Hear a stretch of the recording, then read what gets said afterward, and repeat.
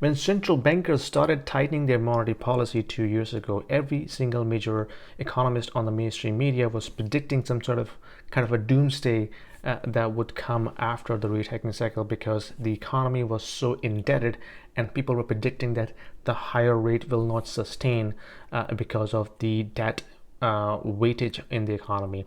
But why, after the 18 months of the most aggressive rate hiking cycle, we haven't seen that kind of a crash yet? Yes, the economy is slowing down, the housing is slowing down as well, but we haven't seen that kind of a catastrophic crash that was being predicted. Well, the reason is, we call it lag effect. So the lag effect is basically, there is always a lag between when the rate hiking cycle started and then how this rate hiking is going to be absorbed in the economy over time. So it doesn't happen overnight.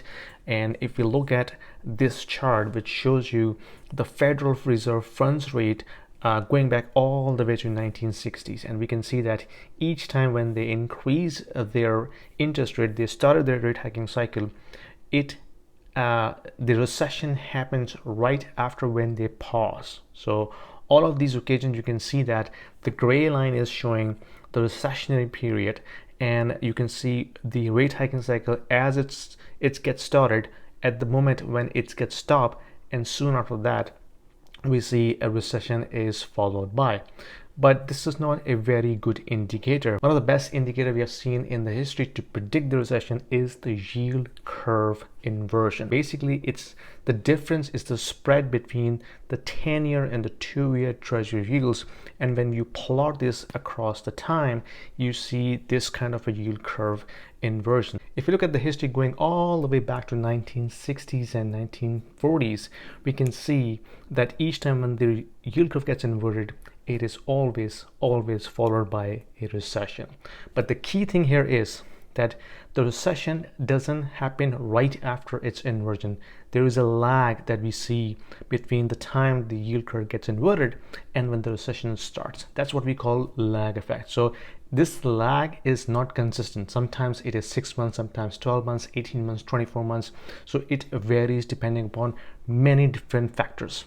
Okay, so but the key thing here is, when this yield curve gets inverted and then it goes back up to get uninverted, so this is the critical point where we have seen the recession is immediately followed by the uninversion. So we are seeing right now the yield curve in the US gets inverted.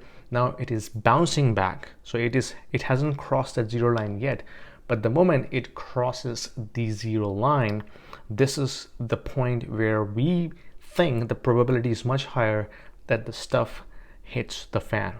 Now in Canada, unfortunately, we don't have a lot of data that we have seen in the US, but if you look at this chart, which is also showing the difference between the Canadian 2 years and 10 years yield, and we can see the yield curve is inverted since December 2022, and it has been the steepest going back all the way to 1990s. And you can see that when in 1990s it gets inverted, and when it bounces back, right, when it crosses the zero line, which means when it gets uninverted, this is when we saw the 90s crash in Canadian housing market.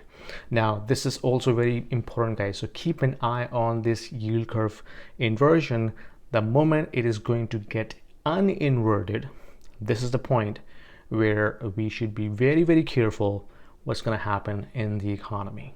Now, where this will come from, nobody knows. Most likely this will be originated from the commercial banking. So pretty much all the commercial banks are under heavy stress because of the bond yield fiasco, as well as the commercial real estate issues that we are seeing across the North American and European markets as well. So I will cover the banking crisis in my next video, so keep an eye on that. And if you like this video, give me a thumbs up, subscribe, and put your comments down below. Let me know what you think. But this is what we have to be very careful, and keep watching this yield curve inversion and uninversion going forward, because that will tell us exactly when and how far we are away from a major crash or recession. Anyway, thanks for watching. I'll see you in the next video. Thank you.